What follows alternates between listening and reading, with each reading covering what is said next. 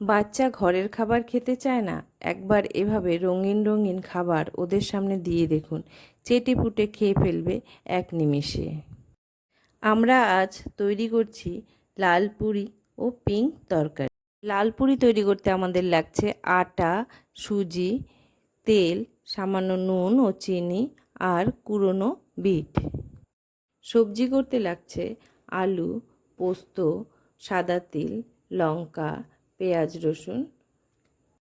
এবার আমরা গ্যাসে কুড়োনো বিটটাকে ফুটিয়ে পুরির লাল রঙটা করে নেব।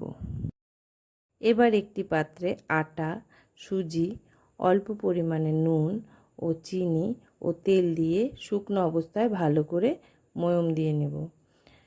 এখানে আমি আটা ব্যবহার করেছি, ময়দা ব্যবহার করিনি, যেহেতু বাচ্চারা খাবে এবং স্বাস্থ্যকর খাবার হিসেবে আটাটাই সবাই পছন্দ করে।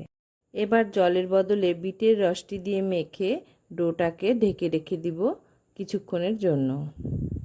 এবার সবজির পিঙ্ক রঙটা তৈরি করে নেবার পালা। বিটের রসের মধ্যেই আমরা দুধ ঢেলে দিলেই পিঙ্ক কালারটা চলে আসবে। এবার সবজির জন্য সেদ্ধ করে রাখা আলুগুলো সুন্দর করে টুকরো টুকরো করে কেটে নেব।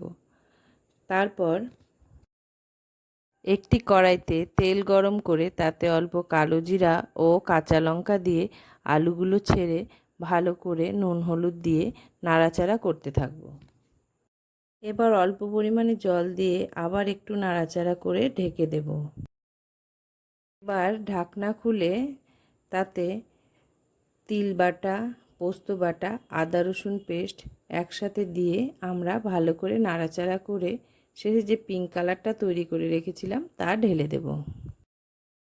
এবার অল্প ঘি ও গরম মশলা দিয়ে একটু আটা গুলে ঢেলে দিয়ে আমরা নামিয়ে নিলেই হয়ে যাবে পিঙ্ক সবজি তৈরি।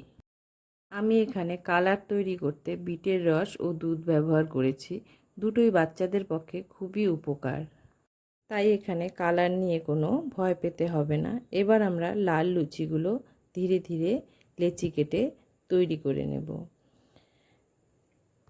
কড়াইয়ে তেল গরম হয়ে এলে এখন আমরা লুচিগুলো একে একে ছেড়ে দেব। দেখুন ময়মটা ভালো হয়েছিল বলে দিতে দিতেই লুচিগুলো কীরকম ফুলে উঠছে আর সুন্দর কুড়মুড়ো হয়ে যাবে, যেহেতু আমরা আটার সাথে সুজি ব্যবহার করেছি। এভাবে সবজি ও লুচি তৈরি করে সুন্দর করে সাজিয়ে গুছিয়ে বাচ্চাকে খেতে দিলে বাচ্চা এমনিই খেয়ে নেবে, বাইরের খাবারের জন্য আর বায়না করবে না। ভিডিওটি ভালো লাগলে লাইক করবেন এবং সাবস্ক্রাইব করে দেবেন। এরকম আরও ভিডিও দেখতে চাইলে অবশ্যই কমেন্ট করে জানাবেন।